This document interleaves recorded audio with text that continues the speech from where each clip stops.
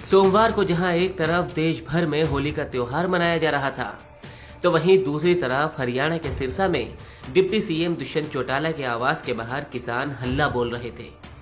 कृषि कानूनों के खिलाफ लगातार प्रदर्शन कर रहे किसान संगठनों ने सोमवार को बरनाला रोड स्थित दुष्यंत चौटाला के आवास को घेर लिया। प्रदर्शनकारी किसान चौटाला के घर के बाहर लगे टेंट को हटाने की कोशिश कर रहे थे। प्रदर्शनकारी किसानों का कहना था कि एक तरफ तो किसान आंदोलन में 300 से अधिक किसान शहीद हो चुके हैं और दूसरी तरफ दुष्यंत चौटाला लड्डू बांट रहे हैं।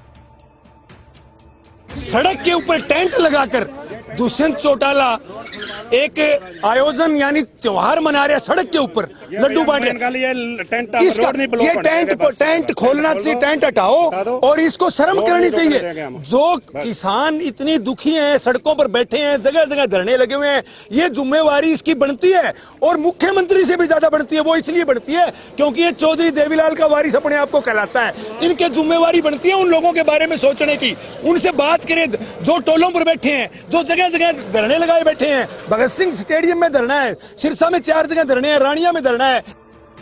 किसानों का कहना है कि खुद को चौधरी देवीलाल का वंशज कहने वाले दुष्यंत चौटाला को किसानों की सुध लेनी चाहिए, लेकिन उनके पास इतनी फुर्सत ही नहीं है, बल्कि इस तरह जश्न मनाकर और लड्डू बांटकर किसानों के जख्मों पर वो नमक छिड़क रहे हैं। आज हम विरोध करने के लिए पहुंचे हैं कि ये हमारी बात सुनने की बजाय हमारे लोगों के, हिंदुस्तान की जनता के, हरियाणा की जनता के जो छेड़ कर रहे हैं किस्म से उनको जलाने की कोशिश, जड़े हुए पर नमक छिड़कने का काम, नमक छिड़क रहे हैं, टेंट लगाकर लड्डू बांट रहे हैं। अरे तुम सुलझा नहीं सकते तो कम से कम तुम्हारी इतनी हिम्मत नहीं है, इतनी औकात नहीं है सरकार के अंदर, तो तुम आराम से बैठ जाओ, अंदर लुक के बैठ जाओ।